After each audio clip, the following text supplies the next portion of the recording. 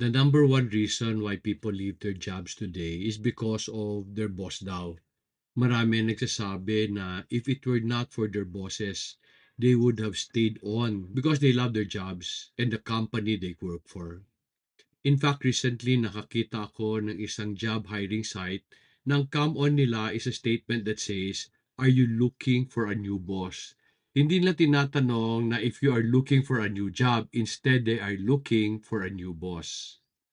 The reason why people want to look for a new boss is kasi karamihan daw ng boss ngayon, they are unfair, kaunting mali lang, nagagalit sila, they are unreasonable. Pag hindi nila nagustuhan ng trabaho mo, papaulitin nila lahat. They will not even consider the hard work you will put in. Most boss today daw are demanding, and then hindi sila tumatanggap ng delay. Hindi man lang nila kinoconsider yung party na pinuntahan mo or maybe yung family event na kailangan mong attendan. Most employees today find their boss as toxic. Puro na lang daw mali ang nakikita. Someone told me once, my boss does not deserve me. So iniwanan ko siya maski malaki ang sweldo ko. Alam mo nung narinig ko yon, nalungkot ako. Kasi mahirap maghanap ng trabaho na malaki ang sweldo. Nainis din ako sa yabang ng tao. Naisip ko na baka siya ang who does not deserve the job that the boss gave her. Can I ask you a question? Tanga ba boss mo? Did he hire you na para bisitin ka? Did he pay you a good salary para may mapagalitan siya araw-araw? Did he spend money on your training and development para lang later alisin ka pag ayaw ka na niya? Friends, tanga ba boss mo? Hindi ba niya alam na pag unfair and unreasonable siya, aalis ang mga tao niya para maghanap ng ibang boss? While maraming boss ang kulang sa finesse as a leader. Kasi alam mo ba ng karamihang boss, accidental leaders? Ano accidental leaders? Many of them did not want to be bosses, kaso lang because of the situation of the company, maybe biglang lumaki yung kumpanya, or umalis yung dating boss, the company had to hire somebody who's there already. So accidental leader siya. So siguro kulang siya sa experience, pero naniniwala ako I believe your boss hired you kasi he had faith na makakatulong ka sa kanya. And at the same time, naniniwala siya na makakatulong siya sa iyo.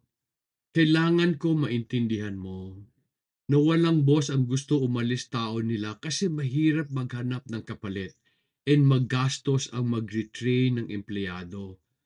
Pero kung hindi mo gawin ang trabaho mo, magagalit siya. Kung parati kang late, mabibwisit siya. Kung parati ka na sa cellphone. Of course, mapagsasabihan ka niya, minsan na masakit. Sabihin niya sa'yo, hindi kita binabayaran para mag-cellphone ha.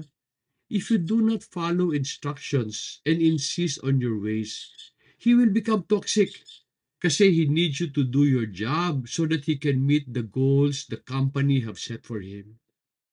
Most people who leave kasi toxic daw boss nila are actually the ones who are toxic. Kasi alam mo, pag mabait, masipag, masunurin, marespeto ang empleyado, aalagaan sila ng boss nila. I know this. Kasi employer ako, boss din ako. I hate losing people who are submissive and those who care for the company. However, I will be happy to lose people who are toxic. Yung bang gusto nila na ako ang mag-adjust sa mga pagkakamali nila. Kung mabait ang empleyado, pagpapasensyahan ko sila pag nagkamali sila. Tutulungan ko sila pag naghirap sila. Aalagaan ko sila para hindi sila umalis. Friends, tanga ba boss mo? Or toxic ka lang? Maybe it's high time that you think about the things you're doing. Because if you continue to hop from one job to another looking for a better boss, baka wala kang makita. Kasi baka hindi sila ang may problema, ikaw. If you do not correct your ways, baka hindi ka magkaroon ng magandang future because you will spend your days looking for a better boss when in fact ang kailangan magbago, ikaw. I did not make this video to put you down. I made this video to help you realize na hindi parati ang boss ang mali. Most of the time, ang empleyado ang hindi nakakaintindi na nung nag-apply sila sa kumpanya, ang promise nila tutulong sila sa boss nila to achieve his goals. But in order to do this, kailangan din sila magbago ng ugali para makakontribute sila sa kumpanya na pinagtatrabahuan nila. Friends, huwag kang magagalit sa video na to.